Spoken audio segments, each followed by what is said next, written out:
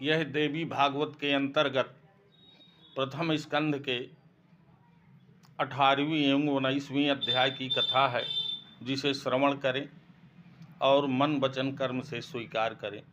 सूत जी कहने लगे कि भोर होते ही अपने मंत्रियों के मंत्रित्व में राजा जनक जी सुखदेव जी से भेंट करने के लिए पधारे और उनको मान सम्मान में उनकी कोई कमी नहीं रखी। सुखदेव जी ने बतलाया कि वह अपनी संतुष्टि के लिए उनके पास आए हैं। जनक जी ने प्रथम तो ब्रह्मचर्य आदि का वर्णन किया और तब कहने लगे कि 48 संस्कारों का वर्णन वेदों में भली भांति किया गया है।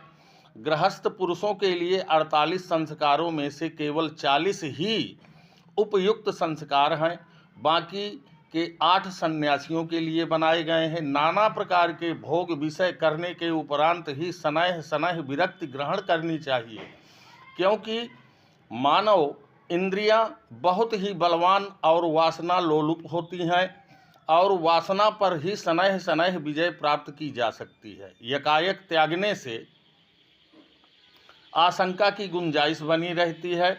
मन ही मोक्ष और बंधनों का कारण और एकमात्र प्रतीक है। यदि मनुष्य का मन साफ और निष्कलंक नहीं है तो तीर्थों और तपस्याओं का प्रतिफल फलीभूत नहीं होता है। मन के अशांत होने पर मोक्ष कभी नहीं प्राप्त हो सकती। अतः मन को सदैव शांत रखना विद्वता है। कल्याण तभी हो सकता है और संभव है जबकि वेदों द्वारा कथित मार्ग पर अनुगमन किया जाए। सुखदेव जी कहने लगे कि मोक्ष को वेद धर्म किस प्रकार प्राप्त करा सकते हैं, क्योंकि वेदों के अंतर्गत यज्ञ संपन्न करना आवश्यक कहा गया है और यज्ञ के संपन्न करने से हिंसा अवश्यमेघ है। फिर हिंसा करने के लिए किस प्रकार मोक्ष को पाया जा सकता है।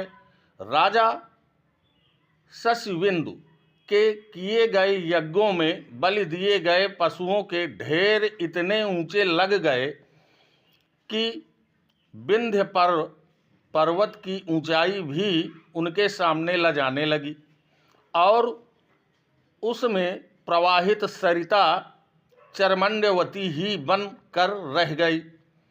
परंतु राजा शशिबिंदु को तब भी मोक्ष प्राप्त ना हो सकी और वे केवल स्वर्ग को ही पधारे। भला स्त्री